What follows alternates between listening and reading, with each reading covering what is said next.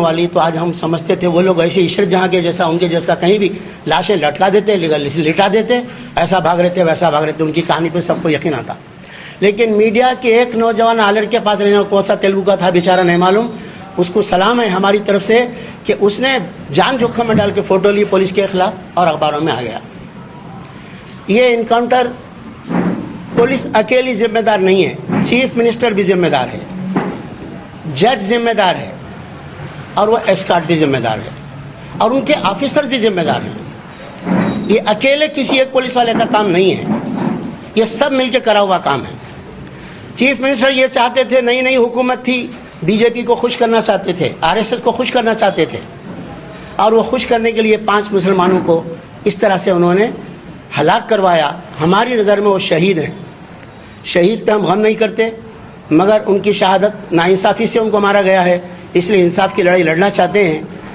लेकिन ये हुकूमत की जानिब से इशारे के बगैर हुआ सो काम नहीं है।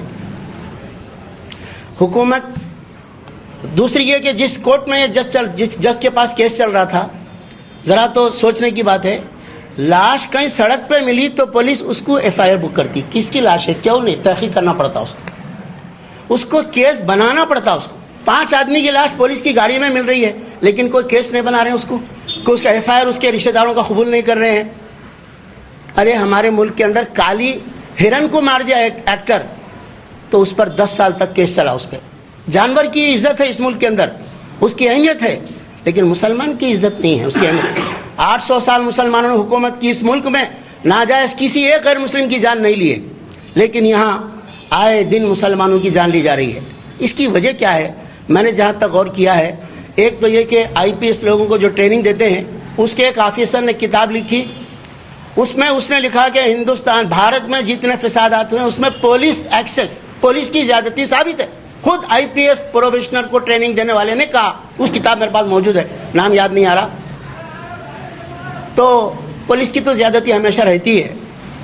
मैं ये बताना चाह रहा हूं कि ये ज्यादती क्यों होती है।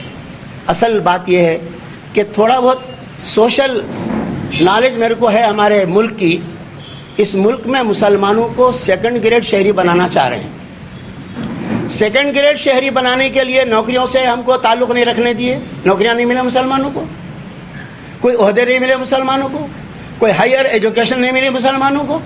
बड़ी तिजारत की, कहीं कोई मुसलमानों का कोई शहर में बड़ा तिजारत है, मुरादाबाद के बर्तन है, अलीगढ़ के लाख हैं, या मद्रास की टैनरी चमड़े की, सबको खत्म कर दिया गया। वेखार को मारे नहीं, वेखार के अलावा हिंदुस्तान में पुलिस का ये वतीरा बन गया कि हिंदुस्तान में जो सो जहां भी जो मुसलमान हो उसको जो सो लाए झूठे। आप देखिए कि हर साल एक मुनज़्ज़म साजिश के तहत मुसलमानों को कभी बेंगलुरु से उठाते, कभी जो सो यूपी से उठाते, कभी मुजफ्फरनगर से उठाते, हैदराबाद से उठाते, यानी हिंदुस्तान के हर एक कोने पे से उठा के लेके जाके उसको जो सो कोई किसी को आईएसआई बोलते, किसी को आईएसआई फलां बोलते, लोगों को जो सो लेके जाके अब अरेस्ट करके लोगों को जेलो कैदो बंद में रख रहे हैं।